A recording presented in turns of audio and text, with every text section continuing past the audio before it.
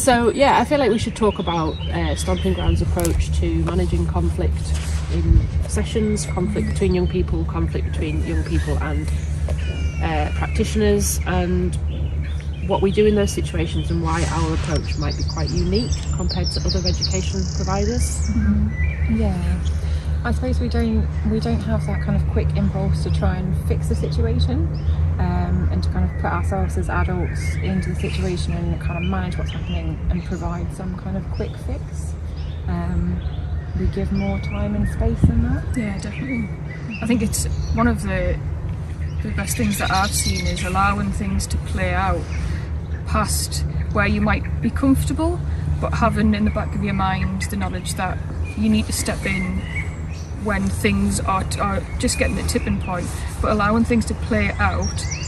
And quite often you find that actually the children get to that point where it's really, really intense, but then they do manage to bring it back down again and they resolve it themselves.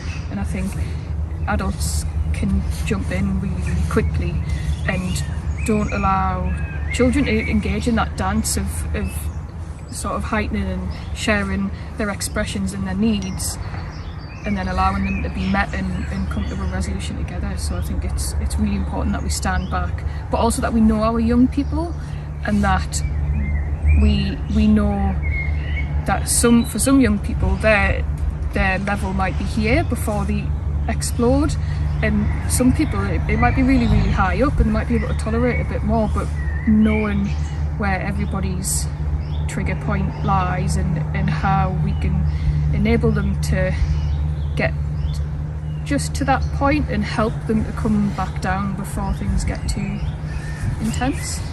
Yeah, totally. It's like, I always think of it like a muscle, and you've got to be able to stretch and work that muscle to be able to use it effectively. So if you're constantly jumping in before a child has fully stretched it, they're never going to get to that point of knowing A, where the tipping point is, and B, how to flex it slightly and how to come back down again. And we need to let them practice that kind of like, I'm getting to the point of being really intense and now I'm recovering and I'm going to become intense again and then I'm recovering. And there's almost like a zone, isn't there, of like, okay, there's some minor conflict, this is fine, and then, oh, I'm starting to feel a little bit uncomfortable about this as a practitioner now, and then, okay, this has gone too far, this could become unsafe.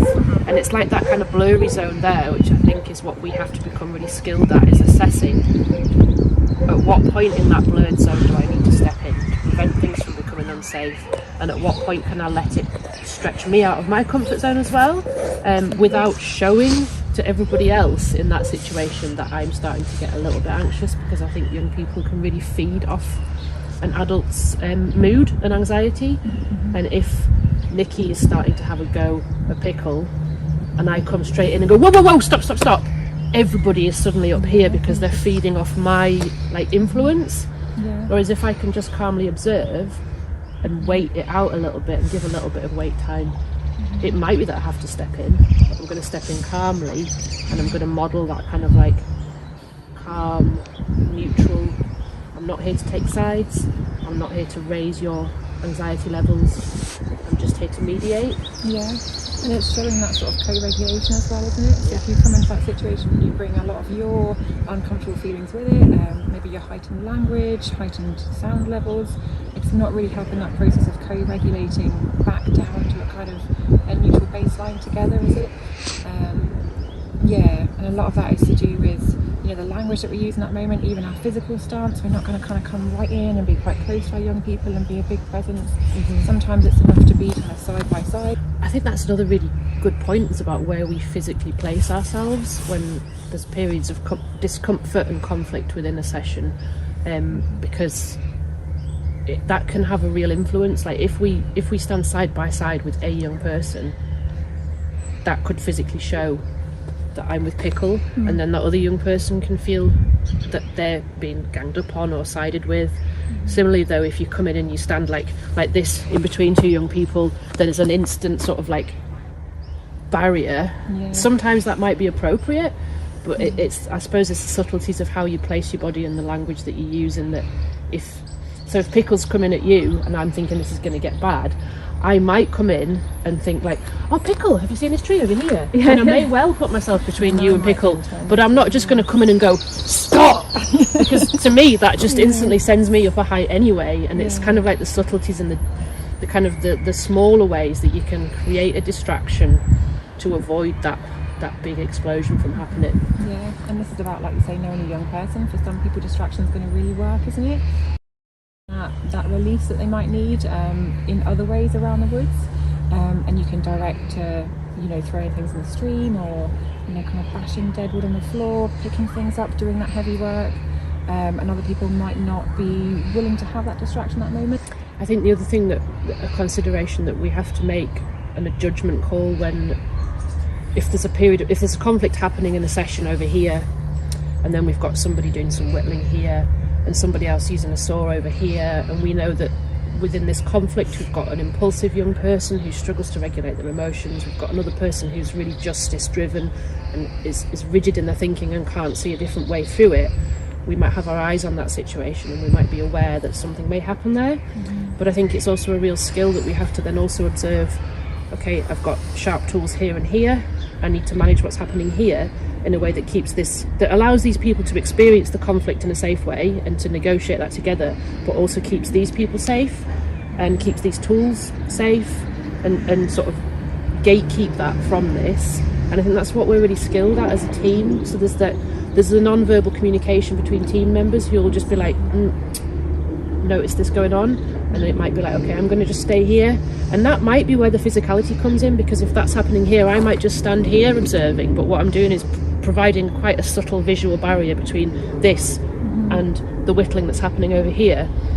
So I'm not disrupting what they're doing, but I'm just separating it slightly, so that if this does escalate, I can deal with this without that involving, which could become quite dangerous, if that makes sense. Yeah, and it's a way of giving, you know, if you're standing there, your young person's got other avenues to move to, that kind of opens up this space a bit. Yeah, redirecting it. Yeah, definitely. But like I say, a lot of those verbal cues are so important. I think as a staff team, we work really well doing that, don't we? We don't need to be shouting to each other like, hey, conflict over here. Yeah. Ricky, they're about to punch each other. Okay, I'm coming. I'm just going to put the knives away. Yeah. Boom. Yeah, and then everyone is up a height, and even the staff are dysregulated. Yeah, just because we look perfectly calm and like we've got everything in hand, which we do have, that's not to say that we're not feeling inside. I'm a bit nervous about that. I need to keep my eye on that. I'm slightly anxious about what might happen here. It's just that we are working so hard not to put that across to the group, because they're going to feed off that anxiety, and our job is to protect the group from that anxiety, to support them to come to a calmer conclusion. So I think like newer practitioners who have less experience might worry that I'm not doing it right because I felt nervous, but that's okay to feel nervous in that situation. It's about how we check in with ourselves and the other practitioners to not give that message to the group itself. Absolutely. And there's that sense of like, I'm not doing anything, I should be doing something here to solve it. I need to be doing something. I need to look like I'm doing something, but there is that sense of it's okay just to, like you say, kind of feel that, and you are doing a lot of work under the surface. It is like that kind of duck swimming underwater. You're listening all the time, you're listening all around you, you're watching, you're connected with your other practitioners, and so you are doing so much work underneath the surface to ensure like the safety of that situation, and the kind of communication between each other in those moments, and keeping sort of like a step ahead in your mind and seeing.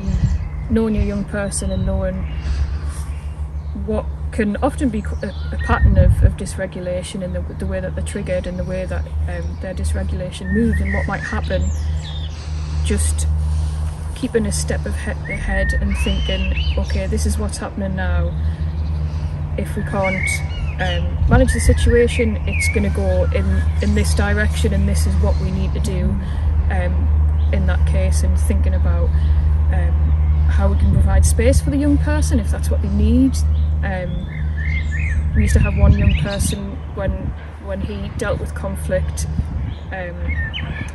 he would end up running around the whole site, and that was his way of dealing with it, and we knew and we communicated with him that you must stay within the boundaries, but it's okay to to be on those boundaries, and we knew in that time when he was dysregulated that we could have eyes on him, but we gave him that space to do what he needed to do, and then be able to come back into the group a lot more regulated and calm. And I think that's where a lot of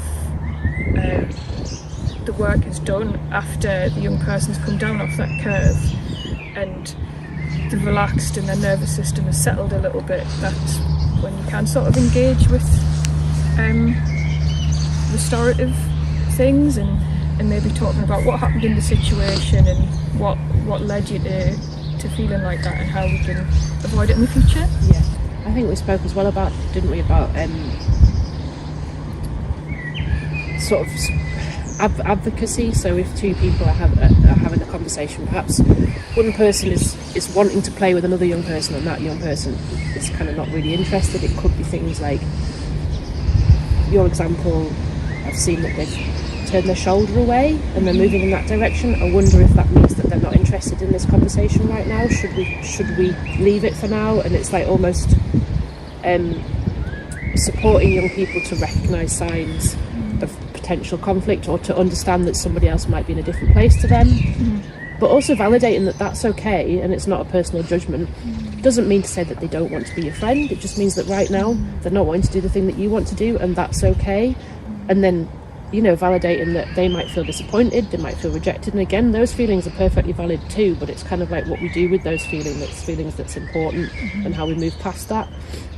And I guess that then links into the kind of restorative stuff of like if a relationship does become frayed and two young people who have been friends start to experience that conflict, what can we do as practitioners moving forward to support repair or to support an acknowledgement that maybe you two just don't get on, and that's fine.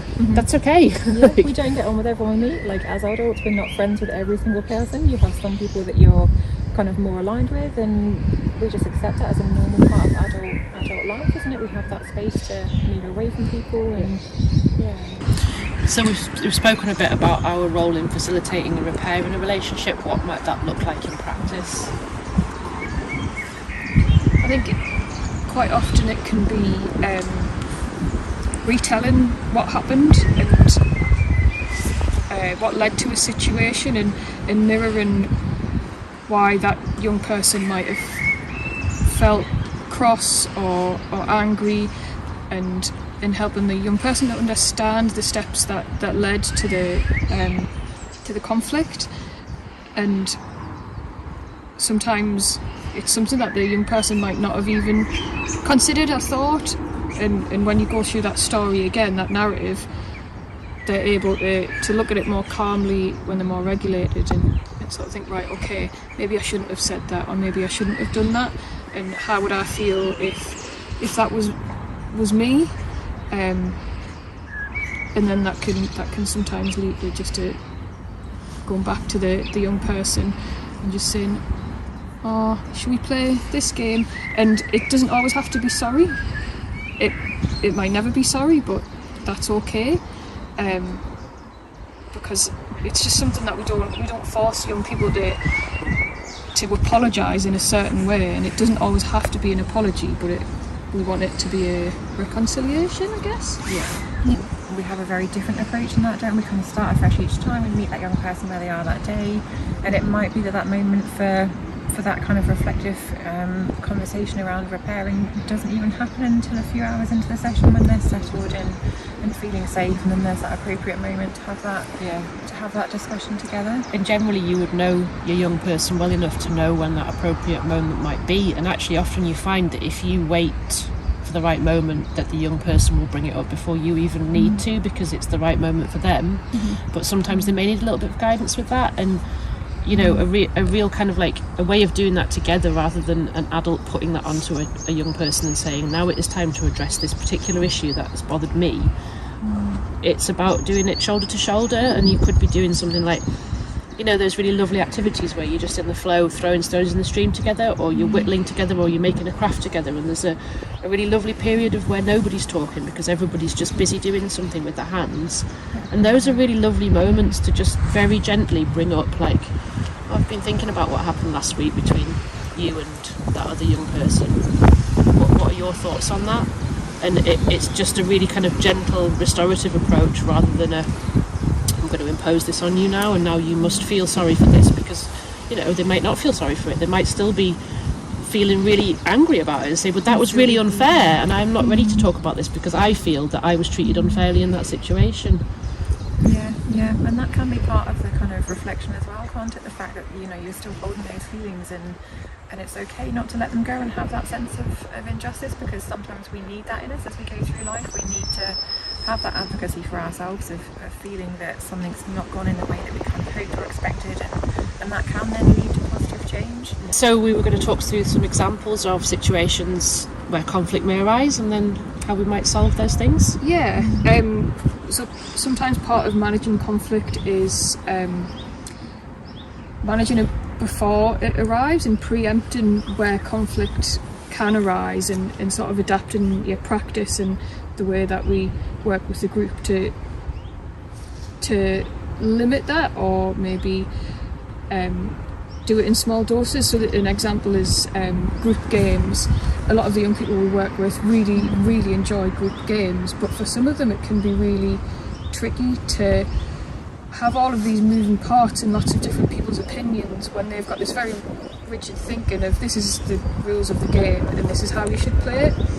And within that, sometimes there's no way to solve it, and that young person won't be able to have their very strict rules followed, because it's just not achievable for the whole group, and that can lead to dysregulation. And sometimes we just have to see that could occur, so we might do things like limit the time that we play games for, choose really carefully the types of games, so games that have got very few rules and are very easy to play, and then things like dipping in and out of games. Or I'm thinking specifically of one young person who really struggled with that because they were very rules bound. They like to lead, and they like to lead their games in the way they played them, but you might have 10 other young people who all had different opinions, and that was really hard for that young person to take on board. So we did narrow that down, we did bring it in, and now 2 years later that person's a young leader who leads games and is able to take on board other people's opinions and can manage that situation, which comes with the development of their brain, because they're getting older, they've had more experiences to draw on, and because it hasn't all been thrown at them at once, and it's been a kind of a slow stretch of that, meeting their needs each stage and increasing that slowly. So I think it's important that it's not just we will always do this, it's kind of responsive and it grows with the young person. So I mean, and that the game playing is quite a good example, because of, if you think of like managing a group of 20 to 30 young people in a different education system like a school, the response to that sort of level of conflict of like, no, these are the rules, I don't play it like this, is just for a teacher or an adult to go in and say, we are playing it like this is how we do it, if you don't follow these rules you're not playing, or you need to go back to the back of the queue, or you didn't follow that rule so this happens, and it's all consequence based. And that's one way of managing that situation, I suppose, but that's not how we would manage that situation, because we're trying to be participant-led, so we're suggesting that young people can bring their own rules to a game, and we want to hear everybody's voice, and that everybody can be involved in that collaborative process. But that's where the challenge comes, because if everyone wants to be involved, but then somebody else is like, no, that's not how you do it, that's how I do it, that's quite a tricky, quite a jarring situation for us, I think. Yeah, but lots of positives there in terms of just learning to do that softer work of negotiation amongst your peers in that kind of safe space.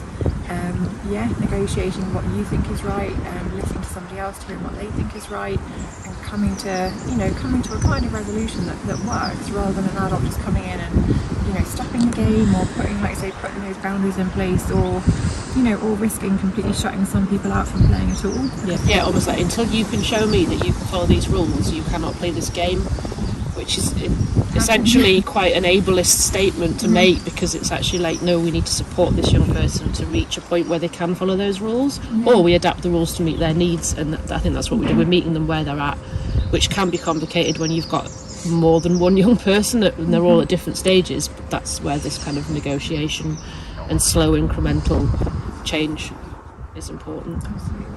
something really interesting that I see with group games is that sometimes there can be these really clear-cut rules, but sometimes it's a little bit ambiguous, and the young people might start playing the game, and 15 or 20 minutes later they're still discussing the rules. But they're starting the game, and then they're stopping the game, and they're starting, and they're stopping, and it seems like absolute chaos, and sometimes I'm like, just play the game. But that's me. But for these young people, that sort of negotiation, That's like part of and it, that isn't it? so it's that thing, isn't it? It's not the product, it's the process, and that can be such a useful thing for the young people to do, as much as we just want to play the game as adults. We just want to play. And similarly though, you'll have and I remember I was like this as a child, like you'll have one young person that's doggedly wanting to play that game, really want to play it, and they really want everyone else to play it exactly the way they want to play it, and eventually they're still stood there 20 minutes later, everyone else has gone, because everyone else is like, oh, I'm not playing this, it's boring. And it's only through repeatedly doing that, going, oh, I need to change the way that I'm instructing this game because it's not working as it is. And like, you don't learn unless you have that experience, and actually some of those young people will be off and they'll just develop their own other game over there that does meet their needs, and that's absolutely fine.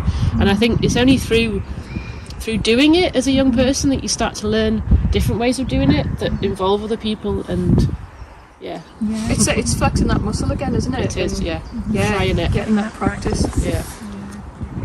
Jinx. Sometimes we'd ensure that kind of we're going to enter that situation in a calm way as well, so we can do that work of co-regulating. We'd kind of validate those feelings, because we'd have been present, we'd have understood what that trigger might have been, what's going to set that kind of moment of conflict off, and so we can validate those feelings, we can reflect back things that young person's doing, the ways that we can see that they're feeling frustrated. There comes a point, doesn't there, where you realise that actually this is continuing, and there isn't anything really that we can say or do about this situation to help bring that young person back down. So we might offer reflections or validation, and nothing's sort of helping to bring them out of that. They're stuck in that level of dysregulation, aren't they? And I think that's when distraction, although it's not something that I think we'd if somebody falls over, like, oh, you're fine, come on then, let's go. You don't go straight to it, and it depends on the young person as well, doesn't it? But it can be useful, I think, if a young person is, like you say, they're stuck there and they don't have the skills yet, they don't know how to come out of it. They probably want to be out of it, but they don't know how to yet. So it's all that to me is when distraction can be a useful tool to bring them back to onto a different path of being able to leave that behind, because they can't stop thinking about that one thing. Yeah, and it's kind of keeping them stuck there. And there's that difference between just being able to, experience feelings that are discomforting and just being able to sit with feeling uncomfortable. But then when that tips into being really quite unproductive and, almost too difficult to sit with, and then you need that sort of bridge and someone to kind of almost throw you that metaphorical guide rope to pull you out of it away. And like you said, distraction might work. Validating those feelings, talking about different things, sometimes even just kind of being physically present and doing a bit of handiwork, even if that's just sort of chopping up a few sticks or just fiddling with things, and that can then just look at this beetle, or did you hear that bird? And it's that rope that helps them bring them out. And sometimes actually I find some of the other young people can be really wonderful ropes in that situation, because they often sense when that's happening, and they can either find themselves drawn into it, or you might bring them into it and they're like, do you want to come and play this game with me? Or they show them a craft they've made, and that's really beautiful, because then you've got that kind of peer on peer support that happens naturally, or with a little bit of guidance. And I think often a lot of our young people also know when to kind of give that space as well, which is quite nice, when they can kind of come in and sense that that young person just wants to work with their practitioner, but at least that young person's had that validation from their peers, and they know that there are people around them when they're ready. They can kind of go back and join that fold and be with friends. And I think a part of that is who might be appropriate to help this young person.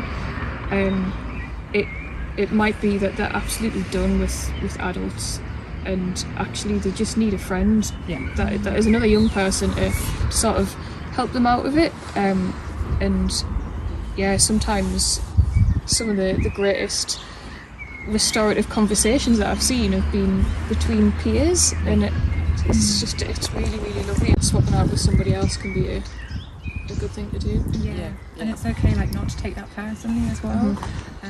It's often because you're like a trusted adult or a safe person that's almost too much sometimes, and you need someone who you don't regularly work with, just to have that, like I say, change of face to allow you to kind of move into a different emotional zone and then kind of come back and reconnect. It's like the circuit break, isn't it? It's like, okay, I'm on this loop and I just need a circuit breaker to just like re-divert it, and then we're off. And I think that's where the distraction or the change of face can come in. It's just to kind of let's just reroute this, because we keep on going down this path.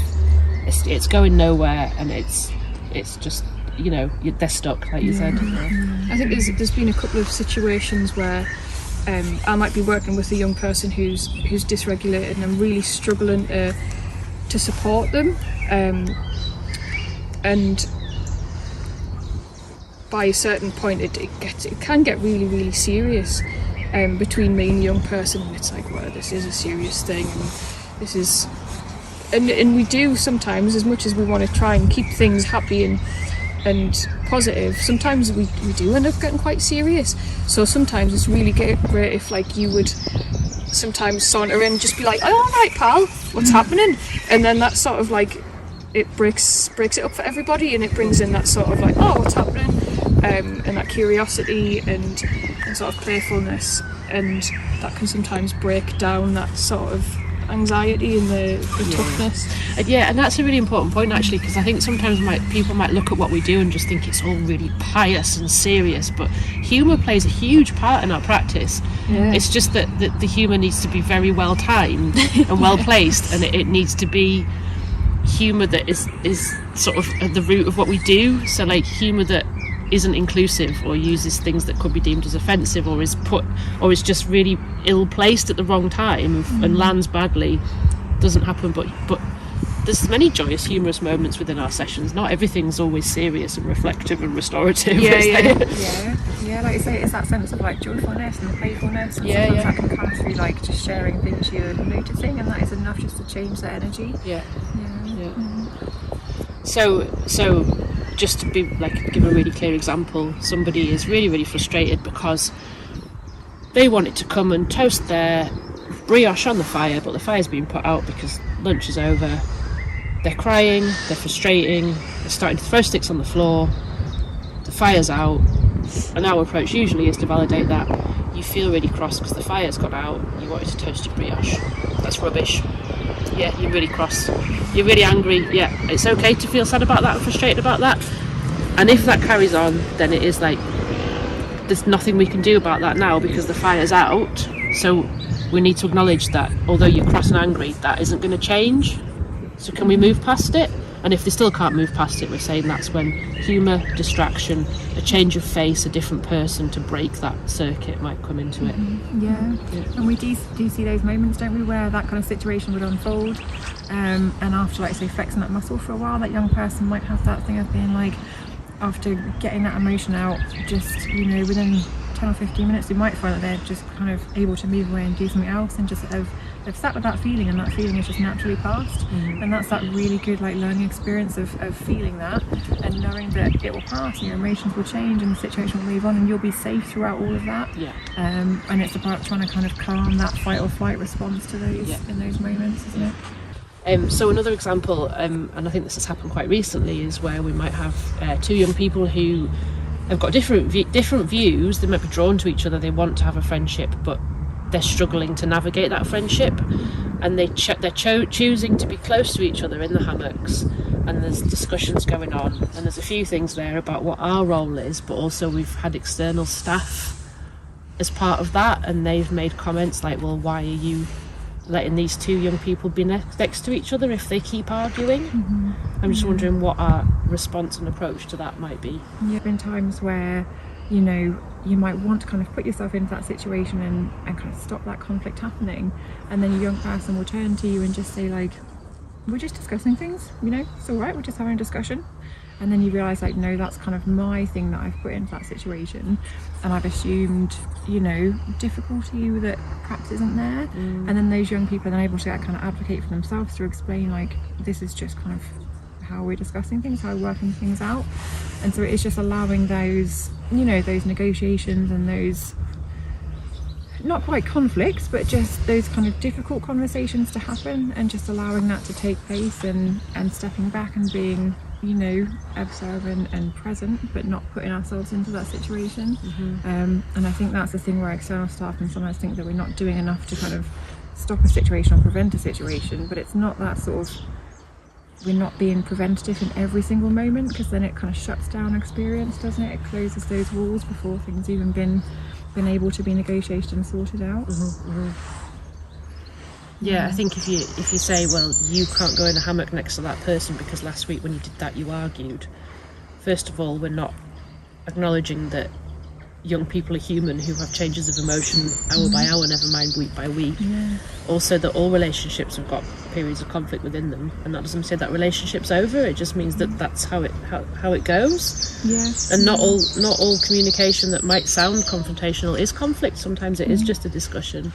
And how do we support a young person to learn the skills to deal with that in the future if you close it down as soon as it happens, without letting them, it's that muscle again, without letting them try it? And that's maybe that element of distraction that we're saying we wouldn't do, which is like, oh, they're starting to raise their voices at each other. Nikki, let's go and play this game over here. Come on, I've got some ideas. Oh, we could do this, we could do that, we could do this, we could do that. Or how about this? And Nikki's just like, whoa, we're just having a little chat with a mate. And suddenly Nikki's getting all, I'm listening to you, and I'm going to go over there, but I want to be here, and I haven't finished the thing. I haven't resolved this little minor conflict that might have sounded heated, but actually we were just processing some stuff together. I think it's always important, from my point of view, to imagine how I would feel if somebody that was bigger than me came in when I was having a discussion with somebody that I might not agree with and tried to tell me how to do it, or tried to move me away from that situation, and I would be extremely frustrated and feel very small and feel that my voice didn't matter, and that situation hadn't been resolved. And I don't think I'd be able to leave it behind, because I'd want to go back to it to make sure that I'd said what I needed to say and then resolve that thing. Yeah, absolutely. And it's probably going to have that knock-on effect across the rest of your day, where you're going to be dysregulated, your emotions will be, a bit scattered, you probably feel unsafe, and you just don't have that kind of esteem in yourself to know that someone allowed you the power to kind of sort that thing out. I think as well, it comes with experience and confidence as a member of staff to be able to say to anybody external that comes into that and questions your judgment, why are you letting these two people still have these conversations? Why are you not separating them? You've got to have the confidence to say, because these young people won't learn how to have these conversations in a safe way unless we give them an opportunity to practice. And my role is to give them that chance to practice these really important skills. And it can be difficult to advocate for that, but we do need to. Yeah, that's really important. I don't think we'd expect that sort of, treatment as an adult. So we shouldn't really expect our young people to not have that space to do that.